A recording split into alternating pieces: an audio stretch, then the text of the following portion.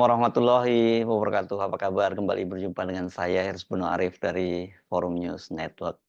Hari ini, hari Rabu tanggal 10 Juli 2024, sudah genap sepekan sejak Dewan Kehormatan Penyelenggara Pemilu memutuskan Ketua KPU Republik Indonesia Hasyim Asyari dipecat karena melakukan tindak asusila. Dan sebagaimana disampaikan oleh Ketua DKPP Hedi Lugito pada waktu itu kan eh, Presiden Republik Indonesia Joko Widodo itu diperintahkan untuk melaksanakan putusan itu 7 hari. Nah, kalau kita ngitung-ngitung hari ini memang itu sudah sepekan gitu.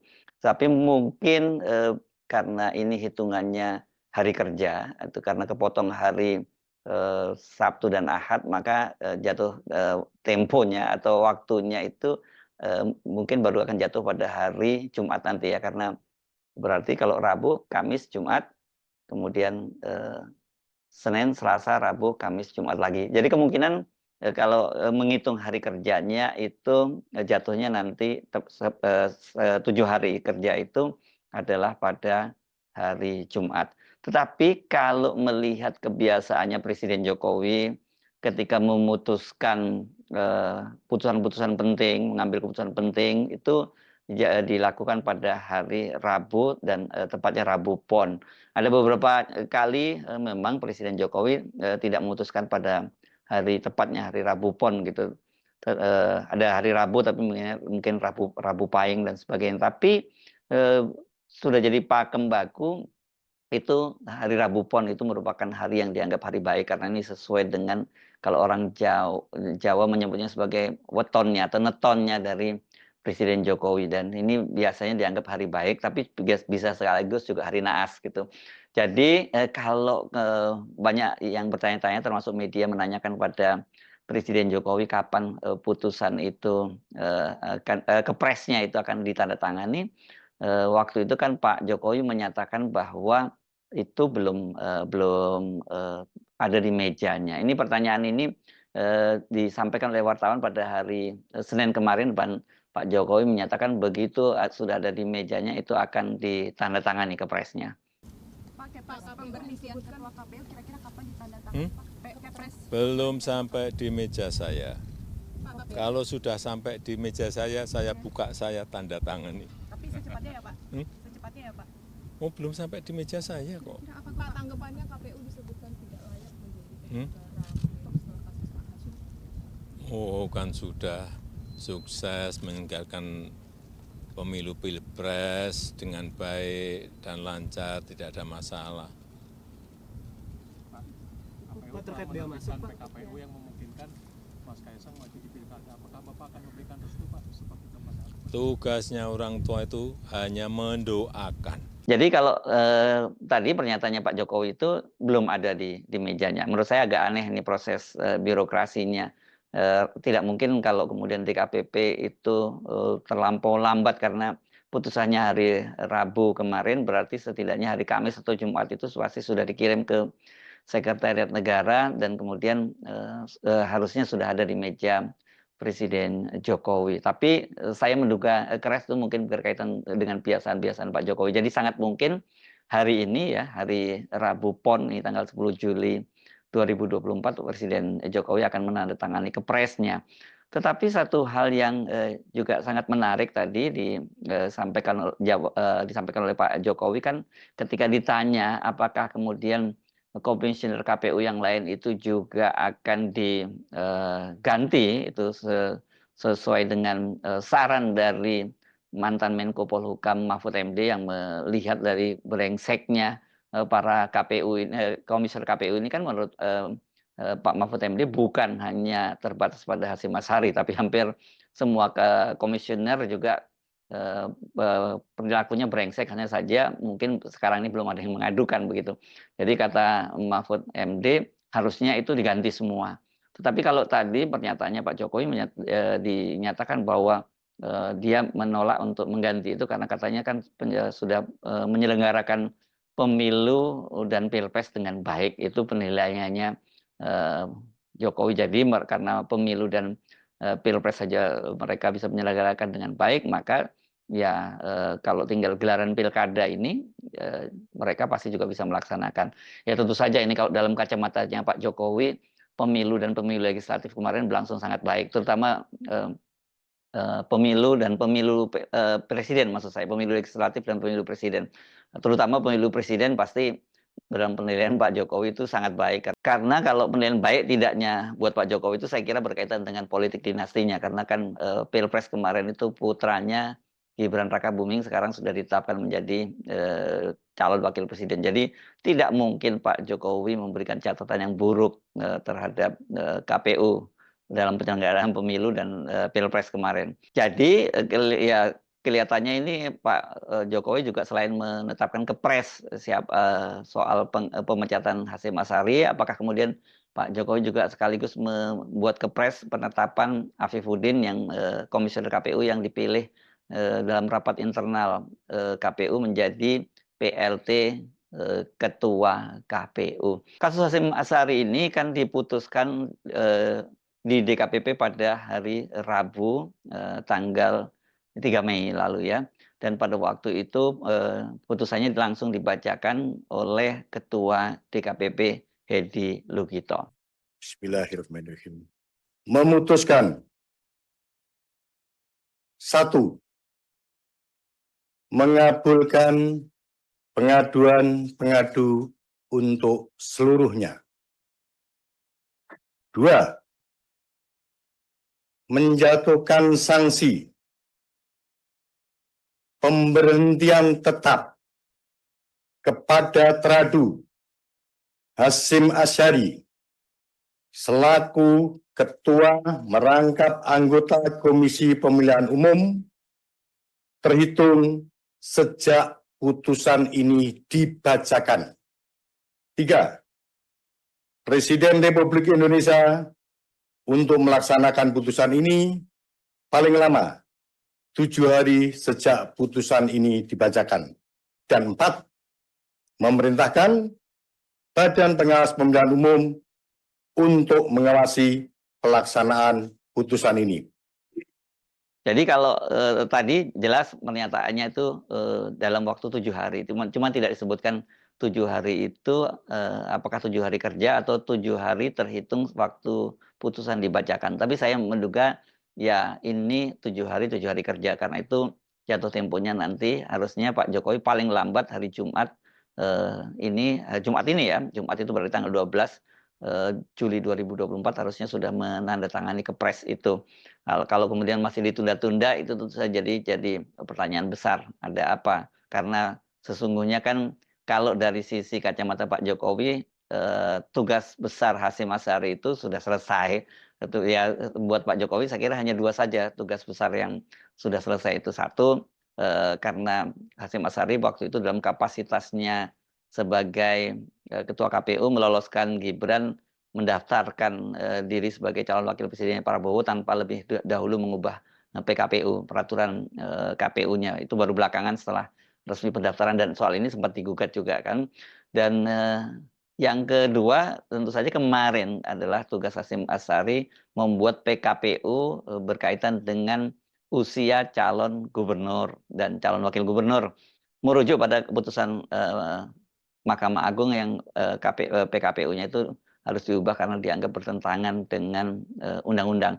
Nah, Hasyim Asyari kan sudah menerbitkan PKPU bahwa untuk menjadi calon gubernur dan calon wakil gubernur itu pada tanggal 1 Januari 2025 nanti sudah harus berusia 30 tahun. Nah, Kaisang ini kan lahirnya tanggal 25 Desember 1994. Jadi kalau pada waktu pendaftaran, ya Kaisang itu belum berumur 30 tahun. Tetapi kalau pada waktu pelantikan, dan ditetapkan tanggal 1 Januari 2025, ini dia sudah berumur 30 tahun. Ini kok kayak udah yakin pasti menang begitu ya. Dari sini saja kan kelihatan sekali bahwa PKPU ini maupun keputusan Mahkamah Agung itu ya dibuat untuk kepentingan dari Kaisang. Ini saya menyebutkan keping terakhir dari mosaik dinasti Jokowi ya, karena dinasti Jokowi ini kita lihat ada dari setidaknya keping-kepingannya itu dari 3 keping ya. Ya, 1 keping pertama itu keping paling besar adalah Gibran yang sudah terpilih menjadi wakil presiden dan ini tinggal berjuang lagi nanti menjadi presiden. Kemudian Bobi yang sekarang sudah diusung oleh koalisi besar menantu Pak Jokowi ini untuk maju ke Pilgub Sumatera Utara.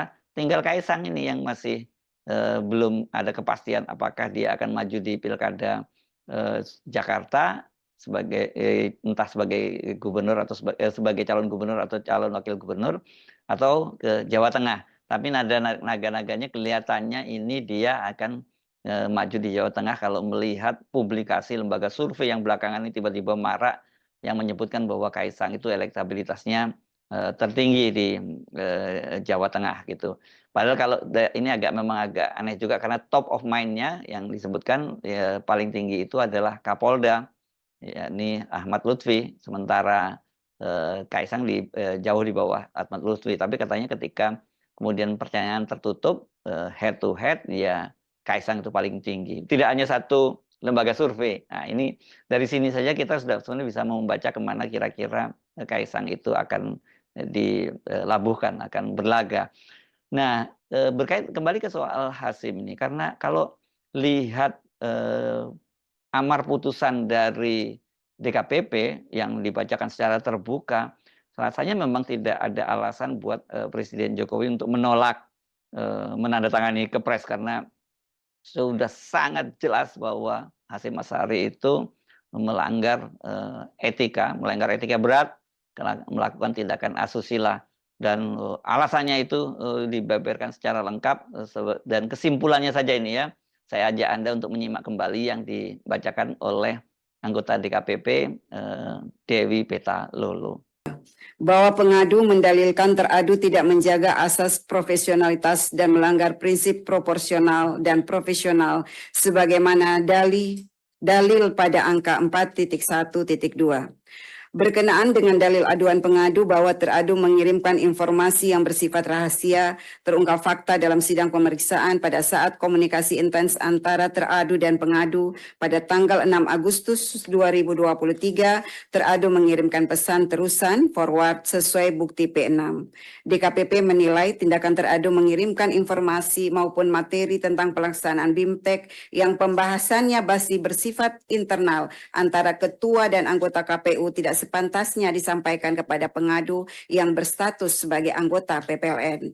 Apalagi disertai adanya pesan WhatsApp, keep secret for your eyes only, for your eyes only, dan not for share. Menunjukkan bahwa informasi maupun materi yang dibagikan oleh teradu kepada pengadu bersifat penting dan rahasia. Terungkap pula fakta dalam sidang pemeriksaan dalam komunikasi intens tersebut, teradu mengajak pengadu jalan berdua di sela-sela acara BIMTEK di Den Haag, bukti P7. Terjadi juga komunikasi intens antara teradu dan pengadu melalui WhatsApp pada tanggal 12 Agustus 2023, vide bukti P13. Dalam komunikasi tersebut, pengadu meminta tolong kepada teradu agar pada saat kunjungan ke Belanda membawakan barang pengadu yang ketinggalan di Jakarta. Kemudian teradu menyanggupi permintaan pengadu dan mengirimkan daftar barang titipan pengadu berupa 1 rompi PPLN, 1 potong baju, 1 potong CD, dan 2 peks cuimi. Terhadap pesan tersebut, pengadu menanyakan apa yang dimaksud dengan CD, padahal barang tersebut tidak termasuk barang yang dititipkan oleh pengadu. Teradu menjawab dengan nada bercanda, "Oh maaf, keselip." Bukti P13. Terhadap fakta tersebut, DKPP menilai tindakan teradu tidak dibenarkan menurut etika penyelenggara pemilu. Teradu terbukti menyisipkan kepentingan pribadi dalam melaksanakan tugasnya. Permintaan teradu untuk jalan berdua dengan pengadu tidak patut dilakukan, mengingat status teradu yang sudah berkeluarga. Selain itu, isi chat teradu yang menuliskan CD yang diakui dalam sidang pemeriksaan adalah celana dalam, menurut DKPP tidak patut dibicarakan, mengingat status teradu sebagai atasan dari pengadu dan teradu sudah berkeluarga. Apalagi dalam pesan pengadu kepada teradu tidak ada titipan berupa CD untuk dibawa ke Belanda. Berkenaan dengan dalil aduan pengadu bahwa teradu memaksa melakukan hubungan badan, terungkap fakta dalam sidang pemeriksaan bahwa pada tanggal 2 sampai dengan 7 Oktober 2023 dilaksanakan kegiatan BIMTEK PPLN di Den Haag. Pada kegiatan tersebut teradu hadir pada tanggal 3 Oktober 2023 dan menginap di Hotel Van der Valk Amsterdam, Belanda. Bahwa dalam sidang pemeriksaan pengadu mengaku pada malam hari tanggal 3 Oktober 2023 pengadu dihubungi teradu untuk datang ke kamar hotelnya. Pengadu kemudian datang ke kamar hotel teradu dan berbincang-bincang di ruang tamu kamar teradu. Dalam perbincangan tersebut teradu merayu dan membujuk pengadu untuk melakukan hubungan badan. Pada awalnya pengadu terus menolak namun teradu terus memaksa. Saya ulangi, namun teradu tetap memaksa pengadu untuk melakukan hubungan badan. Pada akhirnya hubungan badan itu terjadi. Dalam sidang pemeriksaan pengadu menyatakan setelah kejadian tersebut seminggu kemudian pengadu mengalami gangguan kesehatan fisik. Pada tanggal 18 Oktober 2023 pengadu melakukan pemeriksaan ke dokter umum atas gejala yang dialami sebelumnya. Permisi, mohon maaf yang mulia, apakah harus sedetail itu dibacakan? Terima kasih. Saya lanjutkan. Hasil konsultasi dengan dokter menganjurkan agar dilakukan pemeriksaan lanjutan bersama antara pengadu dan teradu. Pada tanggal 31 Oktober 2023, pengadu menghubungi teradu melalui pesan WhatsApp agar teradu juga melakukan pemeriksaan kesehatan sebagaimana dianjurkan oleh dokter. Kemudian teradu menjawab, "Iya, siap sayang."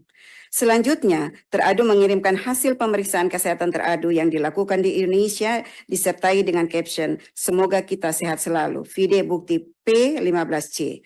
Dalam sidang pemeriksaan, teradu mengakui bahwa kata kita yang dimaksud dalam chat WhatsApp tersebut adalah teradu dan pengadu. Berdasarkan uraian fakta-fakta tersebut, DKPP menilai telah terjadi hubungan badan antara teradu dengan pengadu pada tanggal 3 Oktober 2023 sesuai dengan bukti P15A, P15B, P15C, P16, P20, dan P21. Berkenaan dalil aduan pengadu bahwa teradu menyusun dan menandatangani surat pernyataan tertanggal 2 Januari 2024, terungkap fakta dalam sidang pemeriksaan bahwa teradu mengakui membuat dan menandatangani surat pernyataan akuo pada tanggal 2 dan 5 Januari 2024. Bahwa surat pernyataan tersebut dilatar belakangi oleh kedatangan pengadu ke Indonesia dengan maksud menagih kepastian janji teradu untuk menikahi pengadu pasca kejadian pada tanggal 3 Oktober 2023. Bahwa pengadu datang ke Jakarta pada tanggal 9 Desember 2023 difasilitasi oleh teradu berupa tiket pesawat dan menyiapkan 1 unit apartemen dengan nomor 705 di Oakwood Suite Kuningan atas nama Wildan Sukoya untuk dipergunakan pengadu sejak tanggal 8 Desember 2023 sampai dengan 7 Januari 2024 sesuai bukti pihak terkait Ahmad Wildan Sukoya, vide bukti PT2. Akan tetapi pengadu tidak mendapatkan jaminan kepastian dari teradu, sehingga pengadu meminta teradu untuk membuat surat pernyataan tertulis di atas materai yang pada pokoknya berisikan janji teradu kepada pengadu. Terhadap fakta-fakta tersebut, DKPP menilai bahwa tindakan teradu membuat surat pernyataan yang berisi janji-janji kepada pengadu layaknya prenuptial agreement atau kesepakatan jaminan suami istri merupakan tindakan yang tidak patut dilakukan oleh teradu. Tindakan teradu membuat surat pernyataan tersebut sangat relevan dengan peristiwa yang terjadi pada tanggal 3 Oktober 2023 di Hotel Van der Valk, Amsterdam, Belanda. Selanjutnya, berkenaan dengan dalil bahwa teradu menyalahgunakan jabatan, wewenang, dan fasilitas negara untuk kepentingan pribadi, terungkap fakta dalam sidang pemeriksaan bahwa benar teradu menggunakan kendaraan dinas milik teradu untuk kepentingan pribadi mengantar dan menjemput pengadu di luar tugas kedinasan pada saat pengadu berada di Jakarta. Bahwa teradu juga terbukti memfasilitasi tiket pesawat pengadu pulang pergi Jakarta Singapura dengan total biaya sebesar 8.697.500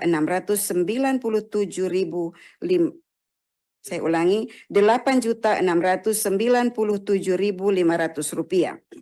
Sebagaimana keterangan pihak terkait Retno Kusumastuti, vide bukti PT1 dan PT2. Selain itu, teradu juga memfasilitasi penginapan di apartemen Oakwood Suite Kuningan dengan total biaya sebesar Rp48.716.900 sebagaimana keterangan pihak terkait Ahmad Wildan Sukoya, Vide Bukti PT 1, PT 2, dan PT 3. Bahwa berdasarkan keterangan pengadu dalam sidang pemeriksaan, teradu juga memfasilitasi tiket pesawat pengadu pulang pergi Jakarta Belanda sebanyak 3 kali dengan total biaya Rp100 juta. Hal ini diakui oleh teradu dan menjelaskan bahwa yang membayarkan biaya tiket untuk pengadu adalah temannya. Teradu juga membelikan pengadu layar monitor Asus ZenScreen dan seterusnya dianggap dibacakan seharga Rp5.419.000, Vide Bukti P11. Berdasarkan uraian fakta tersebut di atas, DKPP menilai sepanjang dalil terkait penggunaan mobil dinas, teradu terbukti menyalahgunakan jabatan, wewenang, dan fasilitas negara untuk kepentingan pribadi. Sedangkan terkait dengan uang yang digunakan teradu untuk memfasilitasi pengadu bukan bersumber dari keuangan negara.